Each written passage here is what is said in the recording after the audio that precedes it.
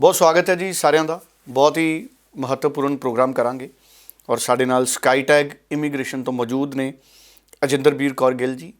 स्काईटैग immigration एक रेगूलेटेड company है और अजिंदरबीर कौर गिल खुद CICC मैंबर ने। इस तो पहला CICC मैंबर नूं ICCRC मैंबर कहा जाता सी, भाव ये ICCRC मैंबर ही ने पर अजकल CICC मैंबर इन्हां नूं कहा जाता है। सो स्काईटैग दे कनेडा दे विच भी ऑफिस है, मॉन्ट्रियल च ऑफिस है, पंजाब दे जलंधर च ऑफिस है, गुरदासपुर च ऑफिस है और अबोर दे विच ऑफिस है। स्काईटैग इमीग्रेशन रेगूलेटेड कंसल्टेंट ने और अज बहुत अहम विषय ते असीं गल करांगे अजिंदरबीर कौर गिल जी नाल। खास तौर पर गल करांगे PT नूं लैके, जिहदे उपर एक बिल्कुल ब्रैंड न्यू अपडेट आया है। PT पिछले कुछ समय तो PT वाले स्टूडेंट्स बड़े कन्फ्यूजन च सी कि की कनेडा दे विच PT दे नाल रिजल्ट्स आउणगे, PT की असैप्ट होएगी। ये सारे ਜਿਹੜੇ ਪੁਆਇੰਟਸ ਨੇ ਅਸੀਂ ਡਿਸਕਸ ਕਰਾਂਗੇ। ਗਿਲ ਸਾਹਿਬ ਬਹੁਤ ਬਹੁਤ ਸਵਾਗਤ ਹੈ ਤੁਹਾਡਾ ਜੀ। ਸਭ ਤੋਂ ਪਹਿਲਾਂ ਸਾਰੇ ਦਰਸ਼ਕਾਂ ਨੂੰ ਮੇਰੇ ਵੱਲੋਂ ਪਿਆਰ ਭਰੀ ਸਤਿ ਸ਼੍ਰੀ ਅਕਾਲ। ਅਜਿੰਦਰਬੀਰ ਕੌਰ ਜੀ, ਮੈਂ ਇਹ ਜਾਣਨਾ ਚਾਹੂੰਗਾ ਕਿ ਨਵਾਂ ਅਪਡੇਟ ਕੀ ਹੈ PT ਨੂੰ ਲੈ ਕੇ ਤੇ ਸਟੂਡੈਂਟ ਇਹਨੂੰ ਕਿਵੇਂ ਸਮਝਣ। ਜੀ, ਰੀਸੈਂਟਲੀ ਦੇਖਣ 'ਚ ਆ ਰਿਹਾ ਕਿ PT ਨੂੰ ਲੈ ਕੇ ਸਟੂਡੈਂਟਸ ਕਾਫੀ ਕਨਫਿਊਜ਼ਡ ਨੇ। ਉਹਨਾਂ ਨੂੰ ਇਹ ਨਹੀਂ ਸਮਝ ਆ ਰਹੀ ਕਿ IRCC ਯਾਨੀ ਕਿ ਜਿਹੜੀ ਕੈਨੇਡੀਅਨ ਇਮੀਗ੍ਰੇਸ਼ਨ ਆ ਉਹ PTE ਨਾਲ ਨੌਨ STS ਦੇ ਅੰਦਰ ਐਪਲੀਕੇਸ਼ਨ ਐਕਸੈਪਟ ਕਰ ਰਹੀ ਆ ਜਾਂ ਨਹੀਂ ਕਰ ਰਹੀ। ਸੋ ਕਾਫੀ ਕੁਐਸਚਨਸ ਰੀਸੈਂਟਲੀ ਇਸ ਚੀਜ਼ ਨੂੰ ਲੈ ਕੇ ਉੱਠੇ ਨੇ। ਬਟ ਮੈਂ ਇਹ ਚੀਜ਼ ਇਸ ਟਾਈਮ 'ਤੇ ਸਟੂਡੈਂਟਸ ਨੂੰ ਇਹ ਕਲੀਅਰ ਕਰਨਾ ਚਾਹੂੰਗੀ ਕਿ ਰੀਸੈਂਟ ਜਿਹੜੀ ਅਪਡੇਟ ਆਈ ਆ IRCC ਵੱਲੋਂ, ਉਹਨਾਂ ਨੇ ਇਹ ਚੀਜ਼ ਕਲੀਅਰ ਕੱਟ ਕਰ ਦਿੱਤੀ ਹੈ ਕਿ PTE ਸਟਿਲ ਐਕਸੈਪਟ ਕੀਤਾ ਜਾ ਰਿਹਾ ਆ। ਹੁਣ ਸਟੂਡੈਂਟਸ ਦੇ ਵਿੱਚ ਇਹ ਸੀ ਕਿ ਹੁਣ ਬਹੁਤ ਸਾਰੀਆਂ ਰਿਫਿਊਜ਼ਲਸ ਆ ਰਹੀਆਂ, ਉਹਦਾ ਕਾਰਨ ਕਿਤੇ PTE ਤਾਂ ਨਹੀਂ।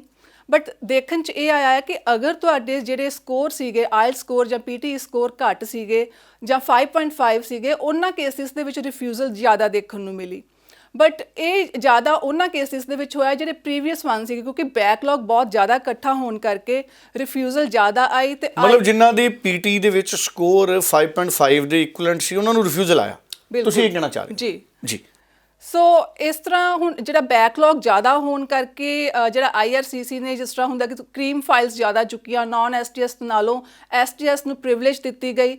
ਜਿਹੜੀਆਂ ਨੌਨ STS ਅੰਦਰ ਸੀ, ਅਗਰ ਉਹਨਾਂ ਦੇ ਵੀ ਸਕੋਰ ਅੱਛੇ ਸੀਗੇ, ਐਕੈਡੈਮਿਕ ਵਧੀਆ ਸੀ ਜਾਂ ਉਹਨਾਂ ਦੀ SOP ਜ਼ਿਆਦਾ ਵਧੀਆ ਸੀ ਜਾਂ ਫਾਈਨੈਂਸ਼ੀਅਲਸ ਵਗੈਰਾ ਵਧੀਆ ਲੱਗੇ ਸੀਗੇ, ਉਹਨਾਂ ਨੂੰ ਵੀ ਪੋਜ਼ੀਟਿਵ ਰਿਜ਼ਲਟਸ ਦੇਖਣ ਨੂੰ ਮਿਲੇ ਨੇ। ਸੋ ਇਸ ਟਾਈਮ 'ਤੇ ਇਹੀ ਸਟੂਡੈਂਟਸ ਨੂੰ ਸੁਜੈਸਟ ਕੀਤਾ ਜਾ ਰਿਹਾ ਹੈ ਕਿ ਅਗਰ ਤੁਹਾਡੀ ਰਿਫਿਊਜ਼ਲ ਆ ਗਈ ਹੈ ਤਾਂ ਨੈਕਸਟ ਟਾਈਮ ਤੁਸੀਂ ਆਪਣੀ ਐਪਲੀਕੇਸ਼ਨ ਲਗਾਉਣਾ ਚਾਹੁੰਦੇ ਹੋ, ਟਰਾਈ ਕਰੋ ਕਿ ਆਪਣੇ ਸਕੋਰ ਇੰਪਰੂਵ ਕਰੋ ਤੇ STS ਵੱਲ ਲਗਾਓ। ਹੁਣ STS ਦੇ ਵਿੱਚ ਵੀ ਇੱਕ ਨਵੀਂ ਚੀਜ਼ ਜਿਹੜੀ ਦੇਖਣ ਨੂੰ ਮਿਲ ਰਹੀ ਹੈ ਕਿ ਕਾਫੀ ਬੱਚਿਆਂ ਨੂੰ ਸੀਗਾ ਕਿ ਇਕੱਲੇ ਐਕੈਡੈਮਿਕ IELTS ਸਕੋਰਸ ਹੀ ਐਕਸੈਪਟ ਹੋਣਗੇ ਜਾਂ ਜਨਰਲ ਵਾਲੇ ਵੀ ਹੋਣਗੇ, ਕਿਉਂਕਿ ਕਿਤੇ ਨਾ ਕਿਤੇ ਬੱਚਿਆਂ ਵਾਸਤੇ ਜਿਹੜਾ ਐਕੈਡੈਮਿਕ IELTS ਨੇ ਉਹ ਕਰਨਾ ਔਖਾ ਆ ਤੇ ਜਿਹੜਾ ਜਨਰਲ ਆ ਉਹਨਾਂ ਨੂੰ ਕਰਨਾ ਸੌਖਾ, ਤੋਂ ਈਜ਼ੀਲੀ ਅਚੀਵ ਕਰ ਲੈਂਦੇ ਨੇ।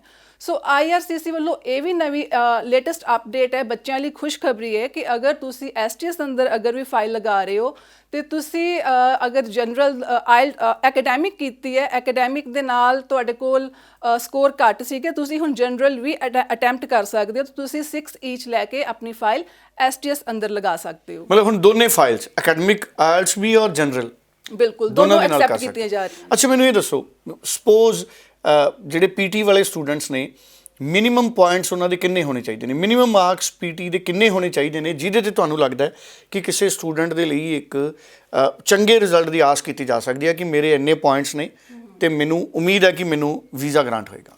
ਜੀ, PT ਸਟੂਡੈਂਟਸ ਵਾਸਤੇ ਐਟਲੀਸਟ 60 ਪੁਆਇੰਟਸ ਹੋਣੇ ਜ਼ਰੂਰੀ ਨੇ। ਉਹ ਜਿਹੜੇ ਇੱਕ ਵਧੀਆ ਸਕੋਰ ਮੰਨੇ ਜਾਂਦੇ ਨੇ। 60 ਤੋਂ 68 ਤੱਕ ਵੀ ਅਗਰ ਤੁਹਾਡੇ ਚਲੇ ਜਾਂਦੇ ਨੇ, 6.5 ਤੱਕ ਚਲੇ ਜਾਂਦੇ ਨੇ ਤੇ ਉਹ ਇੱਕ ਵਧੀਆ ਸਕੋਰ ਮੰਨੇ ਜਾਂਦੇ ਨੇ। ਮਤਲਬ 60 ਪੁਆਇੰਟ ਮਿਨੀਮਮ ਹੋਣ ਹੀ ਹੋਣ, ਤੁਸੀਂ ਇਹ ਚਾਹੁੰਦੇ ਹੋ, ਇਸ ਤੋਂ ਘੱਟ ਨਹੀਂ? ਜੀ ਬਿਲਕੁਲ। ਅਗਰ 60 ਨਹੀਂ ਤੇ ਫਿਰ ਸਕਸੈਸ ਦੇ ਚਾਂਸ ਨਹੀਂ? ਸਕਸੈਸ ਦੇ ਚਾਂਸ ਘੱਟ ਜਾਂਦੇ ਨੇ। ਈਵਨ ਕਿ 58 ਵਾਲੀਆਂ ਫਾਈਲਸ ਵੀ ਐਕਸੈਪਟ ਹੁੰਦੀਆਂ ਨੇ ਕਿਤੇ ਨਾ ਕਿਤੇ। ਬਟ ਅਸੀਂ ਇਹ ਸੁਜੈਸਟ ਕਰਦੇ ਹਾਂ ਕਿ ਜਿੰਨੇ ਤੁਹਾਡੇ ਸਕੋਰ ਜ਼ਿਆਦਾ ਵਧੀਆ ਹੋਣਗੇ, ਐਟਲੀਸਟ 60 ਮਿਨੀਮਮ 60 ਹੋਣ ਤਾਂ ਤੁਹਾਡੇ ਲਈ ਉਨਾ ਹੀ ਬਿਹਤਰ ਹੈ। ਤੁਹਾਡੇ ਰਿਫਿਊਜ਼ਲ ਦੇ ਜਿਹੜੇ ਚਾਂਸਿਸ ਨੇ ਉਹ ਘੱਟ ਜਾਂਦੇ ਨੇ। ਮਤਲਬ ਤੁਸੀਂ ਅਗਰ ਅਸੀਂ ਸਟੂਡੈਂਟਸ ਨੂੰ ਐਡਵਾਈਜ਼ ਕਰਨਾ ਚਾਹੋ ਤੇ ਤੁਸੀਂ ਕਹੋਗੇ ਵੀ PT ਦੇ ਵਿੱਚ ਕਿਸੇ ਵੀ ਸਟੂਡੈਂਟ ਨੇ ਅਗਰ ਫਾਈਲ ਲਗਾਉਣੀ ਹੈ ਤੇ ਮਿਨੀਮਮ 60 ਮਾਰਕਸ ਹੋਣ, ਫਿਰ ਹੀ ਫਾਈਲ ਲਗਾਵੇ। ਜੀ ਬਿਲਕੁਲ, ਇਹ ਮੰਨਿਆ ਜਾਵੇ। ਇਹਦਾ ਐਡਵਾਂਟੇਜ ਕਿਸ ਰੂਪ 'ਚ ਐਡਵਾਂਟੇਜ ਮਿਲਦਾ ਫਿਰ? ਜੀ ਅਗਰ ਤੁਸੀਂ ਤੁਹਾਡੀ ਫਾਈਲ ਅੱਛੀ ਹੈ, ਤੁਹਾਡੇ ਸਕੋਰ ਅੱਛੇ ਨੇ, ਤੁਹਾਨੂੰ ਐਡਵਾਂਟੇਜ ਮਿਲੇਗਾ, ਤੁਹਾਨੂੰ ਅਪਰੂਵਲ ਮਿਲੇਗਾ, ਤੁਸੀਂ ਆਪਣਾ ਫਿਊਚਰ ਜਿਹੜਾ ਕੈਨੇਡਾ ਦੇ ਵਿੱਚ ਜਾ ਕੇ ਬ੍ਰਾਈਟ ਕਰ ਸਕਦੇ ਹੋ। ਬਟ ਇਸ ਚੀਜ਼ ਨੂੰ ਵੀ ਧਿਆਨ 'ਚ ਰੱਖਣਾ ਜ਼ਰੂਰੀ ਹੈ ਕਿ ਇਕੱਲੇ ਤੁਹਾਡੇ ਪੀਟੀ ਸਕੋਰ ਹੀ ਚੰਗੇ ਨਹੀਂ ਹੋਣੇ ਚਾਹੀਦੇ, ਨਾਲ ਹੋਰ ਵੀ ਕਾਫੀ ਡਾਕੂਮੈਂਟੇਸ਼ਨ ਹੈ ਜਿਹੜੀ ਚੰਗੇ ਤਰੀਕੇ ਨਾਲ ਲੱਗੀ ਹੋਣੀ ਚਾਹੀਦੀ ਹੈ। ਤੁਹਾਡੇ ਜਿਹੜੇ ਫੰਡਸ ਸ਼ੋ ਹੋਏ ਹੋਣੇ ਚਾਹੀਦੇ ਨੇ, ਪਰਟੀਕੂਲਰ ਫੰਡਸ, ਤੁਸੀਂ ਆਪਣੀ ਫੀਸ ਪੇ ਕਰ ਰਹੇ ਹੋ, ਤੁਹਾਡੇ ਕੋਲ ਸੋਰਸ ਆਫ ਇਨਕਮ ਕੀ ਆ, ਤੁਸੀਂ ਅੱਗੇ ਜਾ ਕੇ ਵੀ ਅਗਲੇ ਸਾਲ ਦੀ ਫੀਸ ਵੀ ਪੇ ਕਰਨ ਦੇ ਕੈਪੇਬਲ ਹੈਗੇ ਹੋ ਜਾਂ ਨਹੀਂ ਹੈਗੇ। ਇਹਨਾਂ ਚੀਜ਼ਾਂ ਨੂੰ ਵੀ ਧਿਆਨ 'ਚ ਰੱਖਣਾ ਬਹੁਤ ਜ਼ਰੂਰੀ ਆ। ਇਸ ਤੋਂ ਇਲਾਵਾ ਜਿਹੜੀ ਅਸੀਂ SOP ਦੀ ਗੱਲ ਕਰਦੇ ਹਾਂ, ਸਟੇਟਮੈਂਟ ਆਫ ਪਰਪਸ ਦੀ ਗੱਲ ਕਰਦੇ ਹਾਂ, ਉਹਦੇ ਵਿੱਚ ਤੁਹਾਡਾ ਜਿਹੜਾ ਪ੍ਰਪੋਜ਼ਡ ਜਿਹੜਾ ਤੁਸੀਂ ਸਟੱਡੀ ਪ੍ਰੋਗਰਾਮ ਲੈਣ ਜਾ ਰਹੇ ਹੋ, ਉਹਦੀ ਇੱਕ ਅਲਾਈਨਮੈਂਟ ਹੋਣੀ ਬਹੁਤ ਜ਼ਰੂਰੀ ਆ ਤੁਹਾਡੇ ਪ੍ਰੀਵੀਅਸ ਕਰੀਅਰ ਦੇ ਨਾਲ। ਚਾਹੇ ਉਹ ਤੁਸੀਂ ਵਰਕ ਐਕਸਪੀਰੀਅੰਸ ਸੀਗਾ ਤੁਹਾਡਾ ਕਿਸੇ ਕਿੱਤੇ ਦੇ ਵਿੱਚ, ਚਾਹੇ ਤੁਸੀਂ ਸਟੱਡੀ ਕੀਤੀ ਸੀਗੀ, ਉਹਦੇ ਵਿੱਚ ਜਿਹੜੀ ਰੈਲੀਵੈਂਸੀ ਆ, ਉਹਦੇ ਵਿੱਚ ਜਿਹੜੀ ਅਲਾਈਨਮੈਂਟ ਆ ਉਹ ਬਿਠਾਉਣੀ ਬਹੁਤ ਜ਼ਰੂਰੀ ਆ। ਕਿਤੇ ਨਾ ਕਿਤੇ ਉਹ ਵੀ ਇੱਕ ਵੱਡਾ ਇੰਪੋਰਟੈਂਟ ਰੋਲ ਪਲੇ ਕਰਦੀ ਆ। ਸੋ ਇਸ ਦੇ ਨਾਲ ਕਈ ਵਾਰੀ ਬੱਚਿਆਂ ਦਾ ਮੈਂ ਇਹ ਦੇਖਿਆ ਹੈ ਕਿ ਉਹ ਜਿਹੜੀ ਮਿਸਮੈਚ ਇਨਫੋਰਮੇਸ਼ਨ ਹੁੰਦੀ ਆ ਉਹ ਵੀ ਇੱਕ ਰਿਫਿਊਜ਼ਲ ਦਾ ਕਾਰਨ ਬਣਦਾ ਹੈ। ਸੋ ਦੇਖਣ ਵਿੱਚ ਆਇਆ ਕਿ ਕਈ ਵਾਰੀ ਤੁਸੀਂ ਜਦੋਂ ਪਹਿਲੇ ਏਜੰਟ ਕੋਲ ਜਾਂਦੇ ਹੋ, ਤੁਸੀਂ ਉਹਨੂੰ ਜੋ ਵੀ ਆਪਣੀ ਇਨਫੋਰਮੇਸ਼ਨ ਦਿੰਦੇ ਹੋ ਤੁਹਾਡੀ ਐਪਲੀਕੇਸ਼ਨ ਵਿੱਚ ਲਿਖਦੇ ਨੇ, ਕਈ ਵਾਰੀ ਤਾਂ ਤੁਹਾਨੂੰ ਖੁਦ ਸੁਜੈਸਟ ਕਰ ਦਿੰਦੇ ਨੇ ਕਿ ਤੁਸੀਂ ਕੁਝ ਇਨਫੋਰਮੇਸ਼ਨ ਹਾਈਡ ਕਰੋ, ਚਾਹੇ ਉਹ ਐਜੂਕੇਸ਼ਨ ਨੂੰ ਲੈ ਕੇ ਆ, ਚਾਹੇ ਉਹ ਵਰਕ ਐਕਸਪੀਰੀਅੰਸ ਨੂੰ ਲੈ ਕੇ ਆ। ਤੁਸੀਂ ਕਈ ਵਾਰੀ ਤਾਂ ਤੁਸੀਂ ਆਪ ਕਹਿ ਦਿੰਦੇ ਹੋ, ਕਈ ਵਾਰੀ ਤੁਹਾਨੂੰ ਏਜੰਟਸ ਬਿਨਾਂ ਦੱਸਿਆ ਹੀ ਕੁਝ ਚੀਜ਼ਾਂ ਐਡਿਟ ਕਰਦੇ ਨੇ, ਕੁਝ ਇਨਫੋਰਮੇਸ਼ਨ ਹਾਈਡ ਕਰਦੇ ਨੇ। ਬਟ ਅਗਰ ਤੁਸੀਂ ਆਪਣੀ ਐਪਲੀਕੇਸ਼ਨ ਨੈਕਸਟ ਟਾਈਮ ਲਗਵਾਉਣ ਜਾ ਰਹੇ ਹੋ ਰਿਫਿਊਜ਼ਲ ਹੋਣ ਤੋਂ ਬਾਅਦ, ਇਹਨਾਂ ਚੀਜ਼ਾਂ ਨੂੰ ਧਿਆਨ ਰੱਖੋ ਕਿ ਤੁਹਾਡੀ ਜਿਹੜੀ ਇਨਫੋਰਮੇਸ਼ਨ ਆ ਉਹ ਮਿਸਮੈਚ ਨਾ ਹੋਏ। ਤੁਹਾਡੀ ਨੈਕਸਟ ਐਪਲੀਕੇਸ਼ਨ ਦੇ ਵਿੱਚ ਵੀ ਸੇਮ ਇਨਫੋਰਮੇਸ਼ਨ ਹੋਣੀ ਬਹੁਤ ਜ਼ਰੂਰੀ ਹੈ, ਕਿਉਂਕਿ ਜਦੋਂ ਤੁਹਾਡੀਆਂ ਇਨਫੋਰਮੇਸ਼ਨ ਨਹੀਂ ਮੈਚ ਕਰਨਗੀਆਂ ਤਾਂ ਤੁਹਾਨੂੰ ਫਿਰ ਵੀ ਰਿਫਿਊਜ਼ਲ ਦੇਖਣੀ ਪਊਗੀ। ਬਿਲਕੁਲ ਠੀਕ ਹੈ। ਸੋ ਇਹ ਬੜੇ ਇੰਪੋਰਟੈਂਟ ਟਿਪਸ ਨੇ। ਅੱਛਾ, ਪੀਟੀ ਤੇ ਪਿਛਲੇ ਸਮਿਆਂ 'ਚ ਰਿਜ਼ਲਟ ਹੁਣ ਆ ਰਹੇ ਨੇ, ਜਦੋਂ ਰਿਜ਼ਲਟਸ ਆਉਂਦੇ ਨੇ ਰਿਜ਼ਲਟਸ ਬਿਲਕੁਲ ਰਿਜ਼ਲਟਸ ਆ ਰਹੇ ਨੇ ਪੀਟੀ ਦੇ ਉੱਪਰ। ਪੀਟੀ ਉੱਪਰ ਸਿਰਫ ਜਿਹੜੇ ਰਿਫਿਊਜ਼ਲਸ ਆ ਰਹੀਆਂ ਨੇ ਉਹ ਘੱਟ ਸਕੋਰ ਹੋਣ ਕਰਕੇ ਆ ਰਹੀਆਂ ਸੀ। ਅਦਰਵਾਈਜ਼ ਅਗਰ ਤੁਸੀਂ ਪੀਟੀ ਦੇ ਵਿੱਚ ਵਧੀਆ ਸਕੋਰ ਨੇ ਤੁਹਾਡੇ, ਤੁਸੀਂ ਪੀਟੀ ਦੇ ਵਿੱਚ ਵੀ ਐਕਸੈਪਟ ਕੀਤੀ ਜਾ ਰਹੀਆਂ ਨੇ ਐਪਲੀਕੇਸ਼ਨਸ। ਇਸ ਤਰ੍ਹਾਂ ਦੀ ਕੋਈ ਵੀ ਗੱਲ ਨਹੀਂ ਹੈਗੀ ਕਿ ਅਗਰ ਤੁਸੀਂ ਨੌਨ STS ਅੰਦਰ PTE ਦੇ ਅੰਦਰ ਐਪਲੀਕੇਸ਼ਨ ਲਗਵਾਈ ਸੀ ਤੇ ਤੁਸੀਂ ਰਿਫਿਊਜ਼ਲ ਮਿਲੇਗੀ ਜਾਂ ਸਿਰਫ IELTS 'ਚ ਐਕਸੈਪਟਡ ਹੈ।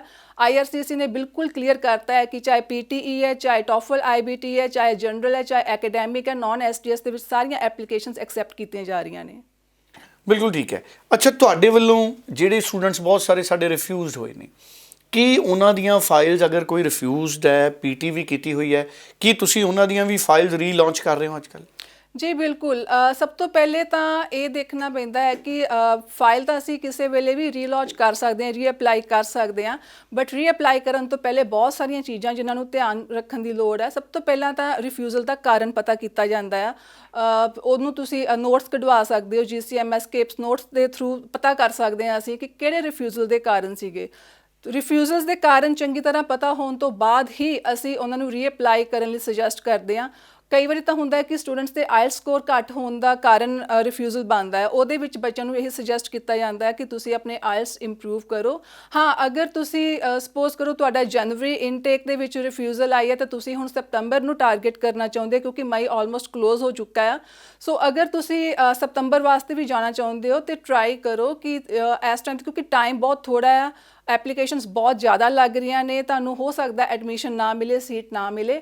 ਸੋ ਇਸ ਕਰਕੇ ਜਿਹੜੀ ਆਪਣੀ ਆਫਰ ਲੈਟਰ ਆ ਉਹਨੂੰ ਸਿਕਿਉਰ ਕਰੋ ਇਸ ਟਾਈਮ ਤੇ ਦੂਜੇ ਪਾਸੇ ਅਗਰ ਤੁਹਾਡੇ IELTS ਘੱਟ ਨੇ, ਸਕੋਰ ਘੱਟ ਨੇ, 5.5 ਨੇ, ਤਾਂ ਤੁਸੀਂ ਉਹਨਾਂ ਨੂੰ ਉਹਨੇ ਟਾਈਮ ਦੇ ਵਿੱਚ ਇੰਪਰੂਵ ਕਰੋ।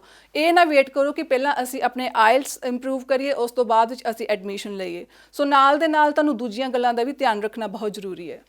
ਬਿਲਕੁਲ ਠੀਕ ਹੈ ਜੀ। ਸੋ PT ਦੇ ਨਾਲ ਤੁਸੀਂ ਆਸਵੰਦ ਰਹਿ ਸਕਦੇ ਹੋ। ਸਿਰਫ ਆਪਣੇ ਸਕੋਰ ਨੇ ਜਿਹੜੇ ਉਹਨਾਂ ਦੇ ਉੱਤੇ ਤੁਸੀਂ ਨਜ਼ਰ ਬਣਾ ਕੇ ਰੱਖਣੀ ਹੈ। PT 'ਚ ਤੁਸੀਂ ਜਿੰਨਾ ਅੱਛਾ ਸਕੋਰ ਲਓਗੇ, ਨੌਨ SDS ਕੇਸ ਹੋਣ ਦੇ ਬਾਵਜੂਦ ਤੁਹਾਡੇ ਸਕਸੈਸ ਦੇ ਚਾਂਸਸ ਨੇ ਜਿਹੜੇ ਬਣੇ ਰਹਿਣਗੇ। ਪਰ ਅਗਰ ਤੁਸੀਂ SDS ਕੈਟਾਗਰੀ ਦੇ ਵਿੱਚ ਅਪਲਾਈ ਕਰੋਗੇ ਤਾਂ ਹਮੇਸ਼ਾ ਤੁਹਾਡੇ ਚਾਂਸ ਨੇ ਜਿਹੜੇ ਬਹੁਤ ਚੰਗੇ ਰਹਿਣਗੇ। ਪਰ ਜਿਨ੍ਹਾਂ ਨੇ ਸ਼ੁਰੂ ਤੋਂ PT ਕੀਤੀ ਹੈ ਉਹ ਜ਼ਰੂਰ PT ਦੇ ਉੱਤੇ ਹੋਰ ਫੋਕਸ ਕਰ ਸਕਦੇ ਨੇ।